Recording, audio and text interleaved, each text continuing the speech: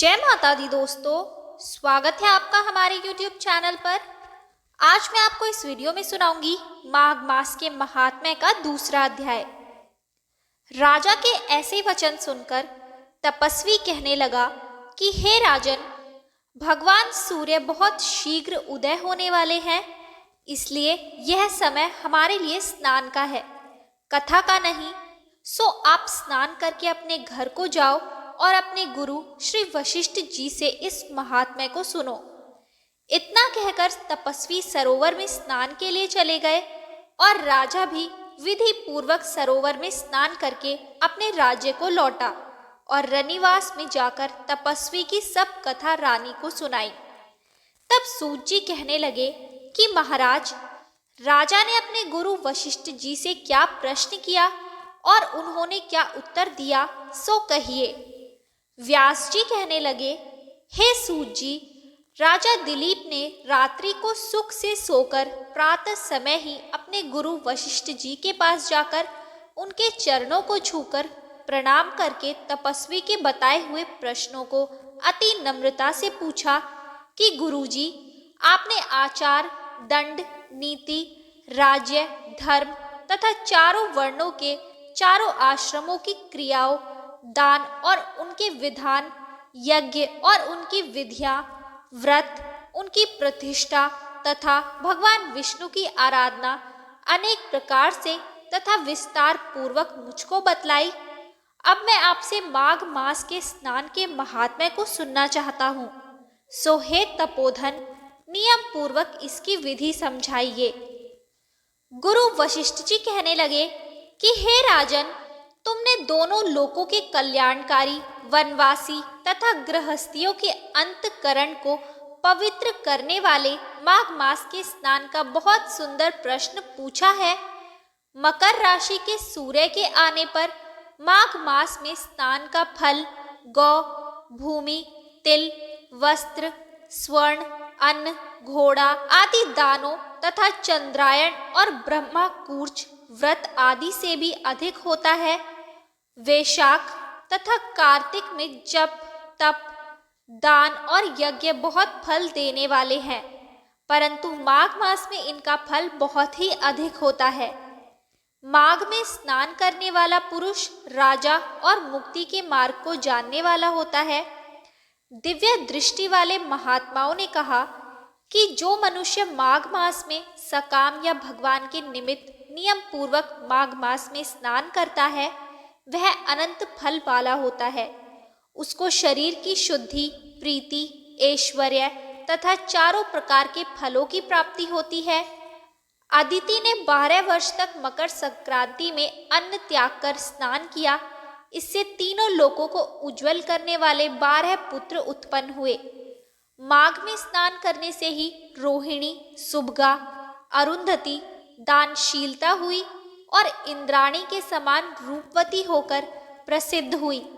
जो माघ मास में स्नान करते हैं तथा देवताओं के पूजन में तत्पर रहते हैं, उनको सुंदर स्थान, हाथी और घोड़ों की सवारी तथा दान को द्रव्य प्राप्त होता है।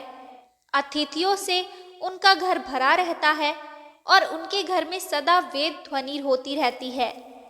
वह मनुष्य धन्य है जो माघ मास में स्नान करते हैं, दान देते हैं तथा व्रत और नियमों का पालन करते हैं, और दूसरों के पुण्य के क्षीण होने से मनुष्य स्वर्ग से वापस आ जाता है। परंतु जो मनुष्य माघ मास में स्नान करता है, वह कभी स्वर्ग से वापस नहीं आता। इससे बढ़कर कोई नियम, तप, दान, पवित्र और पाप नाशक नहीं है। भृगु जी ने मणि पर्वत पर विद्याधरों को यह सुनाया था। तब राजा ने कहा कि ब्राह्मण भृगु ऋषि ने कब मणि पर्वत पर विद्याधरों को उपदेश दिया था, सो बताइए। तब ऋषि जी कहने लगे कि राजन, एक समय 12 वर्ष तक वर्षा न होने के कारण, सब प्रज्ञा क्षीण होने के कारण संसार में बड़ी उद्विग्नता फैल गई। हिमाचल और विंध्याचल पर्वत के मध्य का देश निर्जन होने के कारण श्राद्ध, तप तथा स्वाध्याय सब कुछ छूट गए। सारा लोक विपत्तियों में फंसकर प्रजाहीन हो गया। सारा भूमंडल फल और अन्न से रहित हो गया, तब विंध्याचल से नीचे बहती हुई नदी के सुंदर वृक्षों से आच्छादित अपने आश्रम से निकलकर श्री भृगुजी ऋषि अपने शिष्यों सहित हिमालय पर्वत पर गए। इस पर्वत की चोटी नीली और नीचे का हिस्सा सुनहरी होने से सारा पर्वत पीतांबरधारी श्री भगवान के सदृश लगता था। पर्वत के बीच का भाग नीला और बीच बीच में कहीं कहीं सफेद स्फटिक होने से तारों से युक्त आकाश जैसी शोभा को प्राप्त होता था। रात्रि के समय वह पर्वत दीपकों की तरह चमकती हुई दिव्य औषधियों से पूरित किसी महल की शोभा को प्राप्त होता था। वह पर्वत शिखाओं पर बांसुरी बजाती और सुंदर गीत गाती हुई किन्नरियों तथा केले के पत्तों की पताकाओं से अत्यंत शोभा को प्राप्त हो रहा था। यह पर्वत नीलम, पन्ना, पुखराज तथा इसकी चोटी से निकलती हुई रंग बिरंगी किरणों से इंद्रधनुष के समान प्रतीत होता था।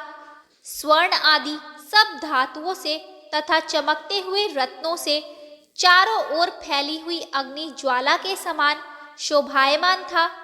इसकी कंदराओं में काम पीठ विद्याधरी अपने पतियों के साथ आकर रमण करती है और गुफाओं में ऐसे ऋषि मुनि जिन्होंने संसार के सब क्लेशों को जीत लिया है, रात दिन ब्रह्मा का ध्यान करते हैं और कई एक हाथ में रुद्राक्ष की माला लिए हुए शिव की आराधना में लगे हुए हैं।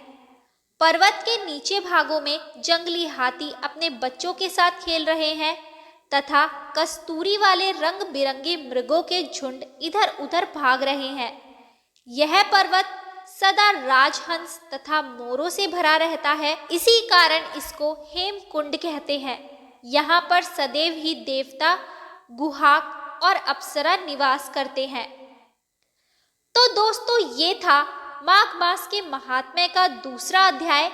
आपको ये वीडियो कैसी लगी हमें कमेंट करके ज़रूर बताएं। हमारी आगे की सभी वीडियोस को देखने के लिए हमारे चैनल को सब्सक्राइब करें और शेयर करना ना भूलें।